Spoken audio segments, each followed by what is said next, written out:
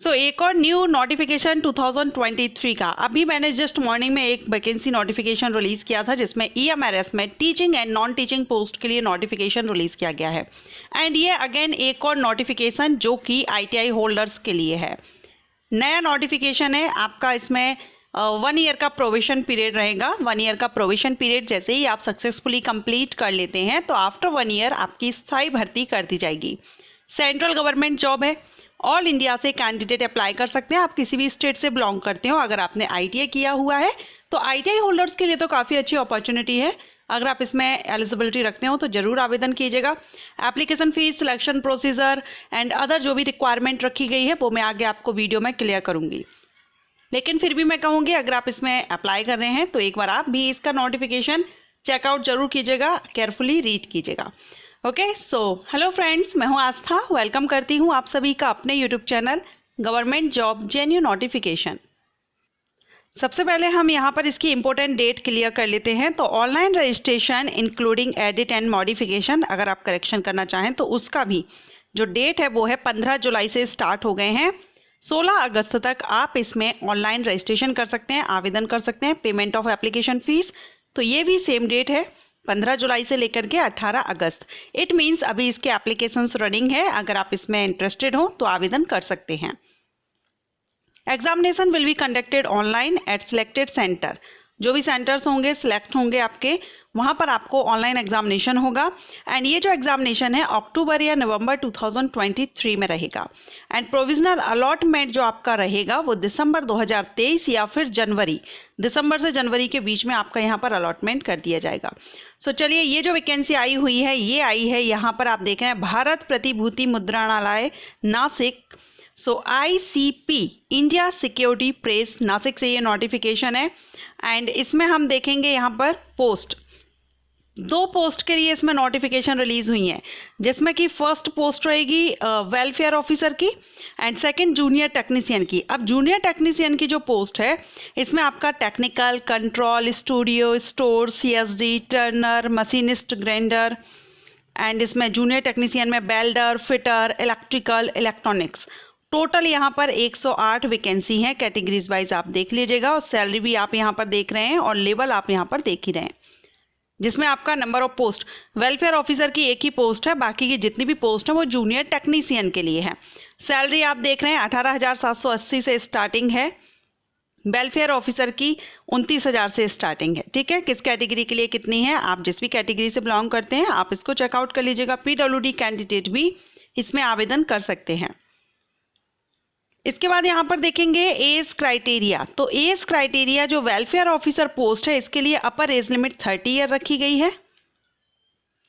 ठीक है, और ये जो एज है आपकी जो बर्थ है आपका 17/8/1993 से लेकर के 16/8/2005 के बीच होना चाहिए। जूनियर टेक्नीशियन जो पोस्ट रहेगी इसके लिए अपर एज लिमिट 25 ईयर है। आपका बर्थ डेट 17 अगस्त 1998 से लेकर के 16 अगस्त 2005 के बीच आपका बर्थ डेट होना चाहिए, और ये दोनों डेट भी इंक्लूड रहेंगी। एंड एज आपकी 16 अगस्त 2023 यानी अप्लाई करने की जो लास्ट डेट है वो कट ऑफ डेट रखी गई है, उस डेट से आपकी एज काउंट की जाएगी। रिजर्व कैटेगरीज के कैंडिडेट को रिलैक्सेशन मिल जाएगा 5 years, 10 years and PWD candidate को अकॉर्डिंग टू कैटेगरी 15 ईयर्स तक का रिलैक्सेशन मिल जाएगा। अब यहाँ पर देखेंगे क्वालिफिकेशन। तो वेलफेयर जो ऑफिसर है इसके लिए तो डिग्री और डिप्लोमा कोर्स रिकॉग्नाइज्ड है by Maharashtra state as per Maharashtra welfare officers. लेकिन हम यहाँ पर देखेंगे education qualification for the post of junior technician.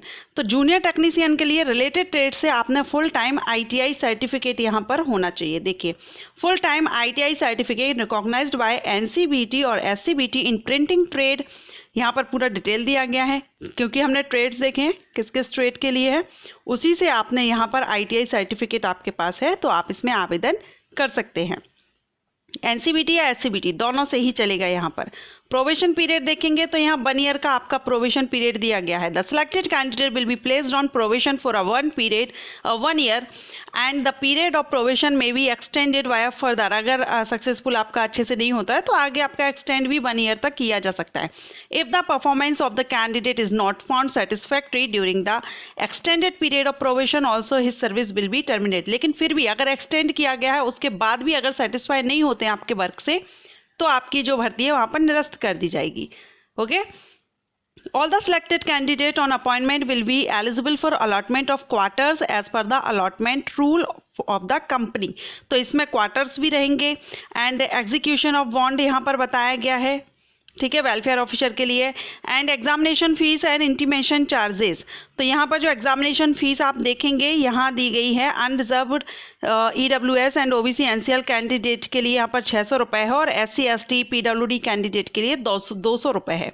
600 और 200 कैटेगरी के हिसाब से आप देख लीजिएगा किस कैटेगरी से आप बिलोंग करते हैं। सिलेक्शन प्रोसीजर, तो वेलफेयर ऑफिसर में एक ही पोस्ट है, इसके लिए हम नहीं देखेंगे, टेक्नीशियन के लिए देख लेते हैं। Selection for the post will be done through written examination which will be conducted online. Written examination होगा, ऑनलाइन होगा। Online examination will be objective type होगा। आपको एक क्वेश्चन के 4 ऑप्शन दिए जाएंगे, ठीक है, एंड आपको उसमें जो भी आपको सही लगता है उसको टिक करना होगा। अब इसमें आपका जो क्वेश्चन यानी जो सब्जेक्ट्स आएंगे, professional knowledge in the respective trade, जो भी आपका ट्रेड है उससे रिलेटेड यहाँ पर क्वेश्चन आएंगे। 60 क्वेश्चन 90 मार्क्स के। इसके बाद general awareness, English language, logical reasoning, quantitative aptitude, इनसे भी 15-15 क्वेश्चन आएंगे।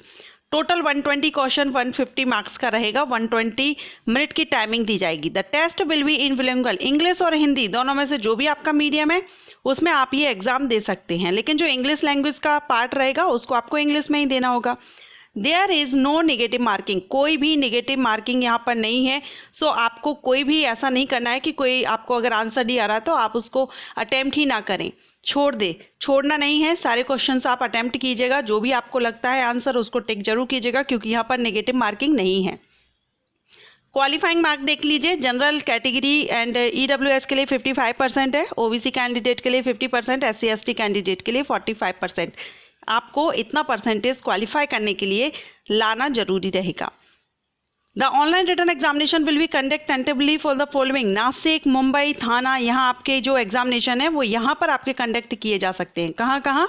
Nashik, Mumbai, Thane, Navi Mumbai, MMR, Delhi NCR, Bhopal, Hyderabad and Kolkata. Means अगर आप MP से बिलोंग करते हैं तो आपको MP में जो एग्जामिनेशन सेंटर है वो मिल सकता है भोपाल में। महाराष्ट्र से करते हैं तो नासिक, मुंबई, थाने ये आपको मिल ही जाएंगे।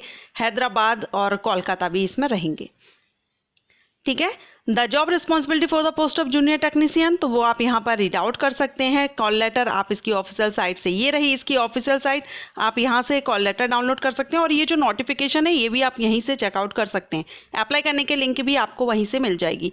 अप्लाई कैसे करना है इसमें आपको स्टेप बाई स्टेप बताया गया है, सारे डॉक्यूमेंट्स बताए गए हैं, कौन कौन से डॉक्यूमेंट्स आपको रिक्वायर्ड रहेंगे। ओके, सो अगर आप इसमें इंटरेस्टेड हैं एक बार आप भी इसका नोटिफिकेशन चेकआउट जरूर कर लीजिएगा। ये कुछ मुंबई डिवीज़न डिग्री वगैरह ये सब दिया गया है, अगर आप इसमें आवेदन करते हैं तो एक बार आप इसको जरूर रीड कर लीजिएगा। ये जो डिग्री डिप्लोमा ये डिवीज़न बताए गए हैं ये वेलफेयर ऑफिसर के लिए बताए गए हैं, जिसमें डिग्री महाराष्ट्र वेलफेयर ऑफिसर्स जो गवर्नमेंट है उसके अकॉर्डिंगली हम बताए गए हैं कहाँ से क्या डिग्री डिप्लोमा के बारे में। सो वेलफेयर की एक ही पोस्ट है, आप जूनियर टेक्नीशियन की ज़्यादा पोस्ट हैं, आप वहाँ से अगर आप ITI किए हुए हैं तो आप जूनियर टेक्नीशियन के लिए अप्लाई कर सकते हैं। ओके, सो इसमें आपका सिलेबस दिया गया है, सिलेबस में अपने सेकंड चैनल पर एंड जो सेकंड चैनल है लिंक डिस्क्रिप्शन बॉक्स में दिया गया है, उसको आप विजिट कर लीजिएगा, वहाँ पर मैं आपका सिलेबस अपलोड कर दूंगी, जो वीडियो है अपलोड कर दूंगी। एंड आई होप आपको ये वीडियो हेल्पफुल रहा हो, पसंद आया हो। वीडियो अगर आपको हेल्पफुल रहा हो, पसंद आया हो तो वीडियो को लाइक एंड शेयर जरूर कीजिएगा। Thank you.